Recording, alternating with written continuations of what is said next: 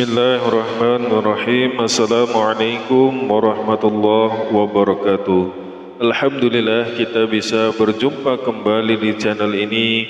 Salawat dan salam selalu tercurah kepada Nabi Allah Muhammad sallallahu alaihi wasallam. Sahabat beriman yang dirahmati Allah Subhanahu wa taala, tidak lupa tentunya saya berdoa kepada Allah semoga semua saudaraku yang menonton video ini selalu diberikan kesehatan, dilapangkan rezekinya, diampuni dosa-dosanya dan dikabulkan segala hajat serta keinginannya. Amin ya rabbal alamin. Sahabat beriman yang dirahmati Allah Subhanahu wa taala, ada satu amalan mustajab yang dikabarkan oleh baginda Rasulullah sallallahu alaihi wasallam yang kelak akan membela dan menolong kita pada hari kiamat. Amalan tersebut yaitu amalan menyukai dan juga istiqomah dalam membaca Al-Quran. Rasulullah sallallahu alaihi wasallam pernah bersabda, Iqra'ul Qur'ana fa innahu ya'ti yawmal qiyamah syafi'an la ashabi.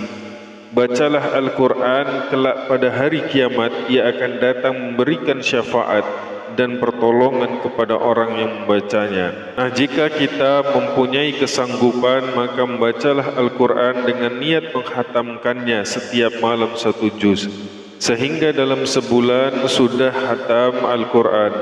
Namun jika kita tidak sanggup, maka bacalah surah-surah pilihan yang telah ditunjukkan oleh baginda Rasulullah sallallahu alaihi wasallam.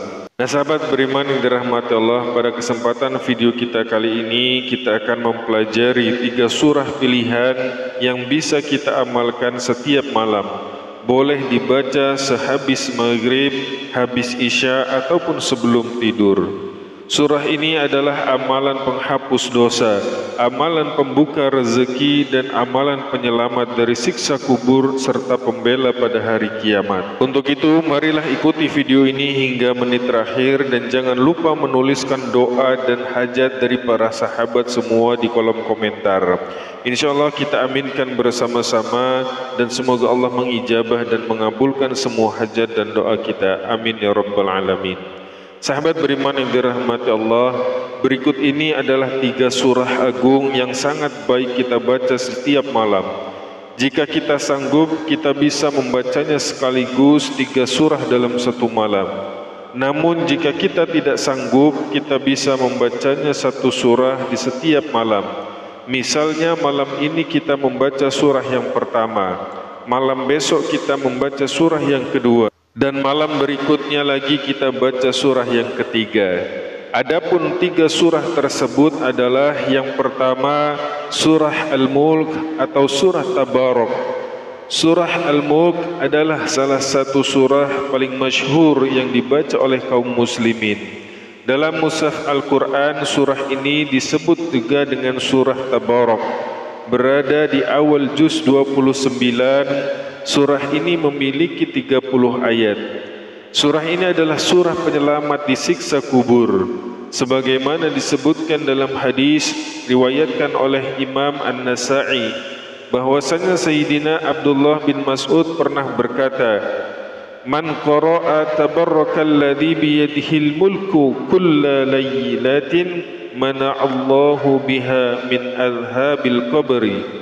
Barang siapa yang membaca surah Tabarok atau surah Al-Mulk di setiap malam, maka Allah akan menyelamatkannya dari siksa di alam kubur. Rasulullah sallallahu alaihi wasallam saat ditanya tentang surah Tabarok, beliau menjawab, Hiya al-mani'atu, hiya al-munjiyatu, tunjihi min a'dzabil qabri. Surah Tabarok adalah surah yang menghalangi siksa kubur. Dialah surah yang menyelamatkan orang yang membacanya dari siksa kubur. Nah, kemudian surah yang kedua yang bisa diamalkan adalah surah Al-Waqi'ah. Surah Al-Waqi'ah ini adalah surah pilihan yang terkenal dengan surah kekayaan. Siapa yang suka membacanya mustahil akan miskin selamanya. Diriwayatkan dari Sayyidina Anas bahwa Rasulullah sallallahu alaihi wasallam pernah bersabda, Suratul waqi'ati suratul ghina waqra'uha wa'allimuha auladakum. Surah Al-Waqi'ah adalah surah kekayaan. Bacalah dan ajarkanlah kepada anak-anak kalian.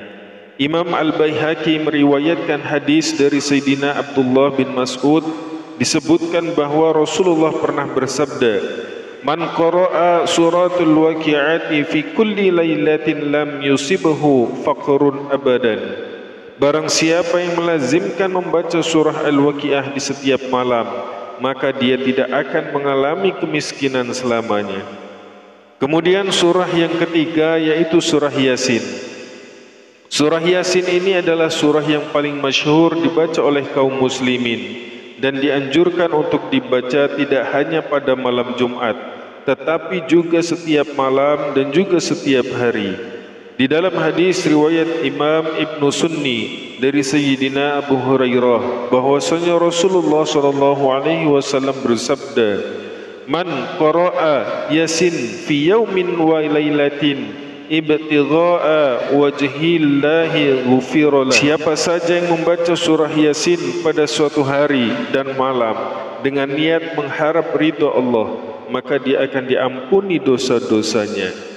Sahabat beriman yang dirahmati Allah, jadi siapapun yang ingin dosa-dosanya diampuni oleh Allah, maka biasakanlah habis maghrib membaca surah Yasin.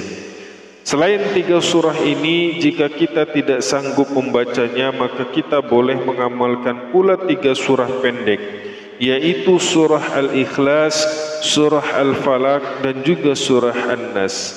Karena di antara keagungannya, satu kali membaca surah Al-Ikhlas akan dituliskan pahala yang menyamai membaca sepertiga Al-Quran. A'udzu billahi minasyaitonir rajim. Bismillahirrahmanirrahim.